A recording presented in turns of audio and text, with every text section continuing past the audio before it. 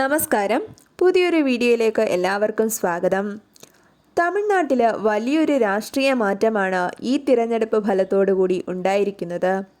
Cinema ലോകത്തെ super star Vijay ആരംഭിച്ച പുതിയ പാർട്ടി TVK തമിഴ് വെട്രി കഴകം ഇപ്പോൾ ഏറ്റവും വലിയ ഒറ്റക്കക്ഷിയായി അധികാരത്തിലെത്തിയിരിക്കുകയാണ്.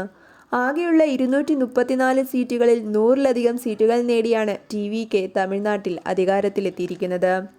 കൊളത്തൂരിൽ ഒരു വലിയ അട്ടിമറിയിലൂടെയാണ് TVKയുടെ VS ബാബു നിലവിലെ തമിഴ്നാട് മുഖ്യമന്ത്രിയായ MK സ്റ്റാലിനെ അദ്ദേഹത്തിൻ്റെ ശക്തി കേന്ദ്രത്തിൽ പരാജയപ്പെടുത്തിയിരിക്കുന്നത്. വിരുകംപാക്കത്ത് വിജയുടെ ഡ്രൈവറുടെ മകൻ R ശബരിനാഥൻ ഏകദേശം 22,000-ഓളം വോട്ടുകൾ നേടിയാണ് TVKയെ വിജയിപ്പിച്ചിരിക്കുന്നത്. വിജയ് മത്സരിച്ച പെരുമ്പാവൂർ, തിരുച്ചി ഈസ്റ്റ് തുടങ്ങിയ സീറ്റുകളിൽ മികച്ച ലീഡ് തന്നെയാണ് വിജയ് നിലനിർത്തിയിരിക്കുന്നത്.